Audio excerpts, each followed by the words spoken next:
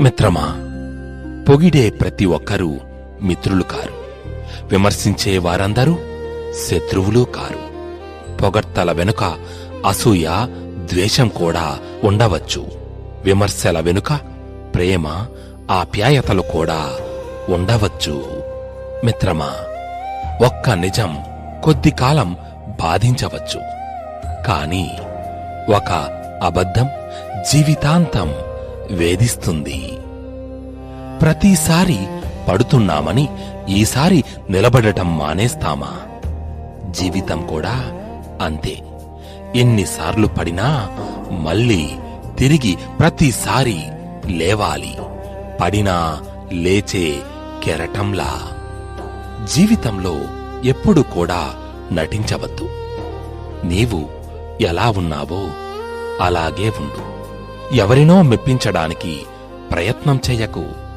ఒక్కసారి జీవితంలో నటించడం అలవాటైతే జీవితాంతం నటించాల్సి వస్తుంది. వినే ఓపిక లేనివాడు ఎప్పటికీ అజ్ఞానిగానే మిగిలిపోతాడు.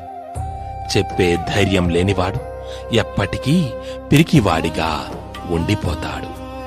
మిత్రమా, 10 మందిలో ఉన్నప్పుడు పట్టింపులు మర్చిపో. నలుగురిలో ఉన్నప్పుడు నవ్వడం నేర్చుకో. ఆనందం అయిన వాళ్లతో పంచుకో. కష్టాల్లో ఉన్నప్పుడు కన్నీళ్లను ఓర్చుకో. చేసేది తప్పని తెలిస్తే అలవాటు మార్చుకో. గతం చేసిన గాయాలు మర్చిపో. నీ ముందున్న గమ్యాన్ని చేరుకో. మనిషిగా జీవితం అంటే ఒక యుద్ధం అని తెలుసుకో. బాధ ఎంత గొప్పదో సంపద అంత చెడ్డది. ఎందుకో తెలుసా? బాధ కలుగుతూనే తన సొంత వాళ్ళని గుర్తుకు వచ్చేలా చేస్తుంది. అలాగే సంపద వస్తూనే మనకు సొంత వాళ్లను కూడా మరచిపోయేలా చేస్తుంది. జాగ్రత్త. విషాన్ని ఎన్నిసార్లు వడబోసినా అమృతం అవ్వదు. అలాగే మనల్ని అర్థం చేసుకోలేని వాళ్లకు మన గురించి ఎంత చెప్పినా అది వ్యర్థమే కదా. మనిషి ఉన్న చోటనే ఉంటూ మనసుకు రెక్కలు తొడిగి సీతాకోక చిలుకలా ఎగురుతూ ఎక్కడ కావాలంటే అక్కడ వాలవచ్చు కదా. మొలవబోతున్న రెక్కలను ముడిచి గొంగలి పురుగుల గూటిలో బందీ అయి తనదైన లోకంలో సుషుప్తావస్థలో ఉండవచ్చు. ములుకుల్లాంటి మాటలకు మనిషి మనసు కుంచుకుపోతుంది. పొగడ్తలకు, ప్రశంసలకు సహస్రదళ వికసిత పుష్పమవుతుంది. కంటికి కనిపించని మనసు చేసే గారడి అంతా ఇంతా కాదు.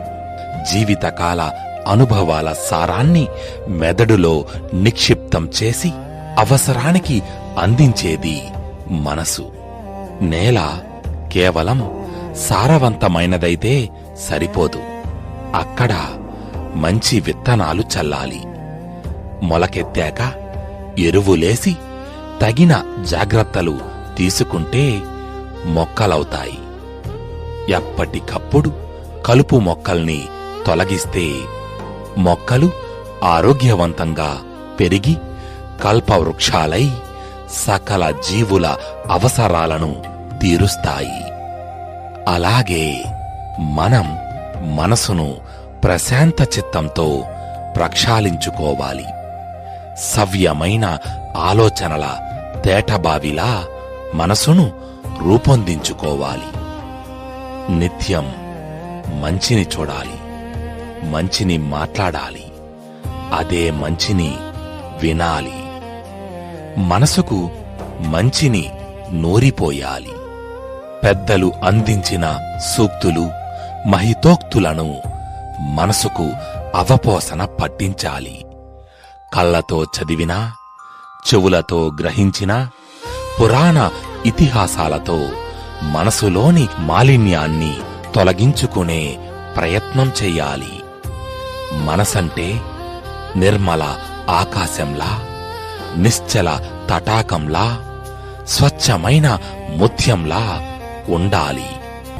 మనిషి ఉత్తముడిగా, ఉన్నతుడిగా సమాజంలో మనగలగడానికి లోపల దీపంలా వెలుగు వెదజల్లుతున్న మనసే కారణం. God's train.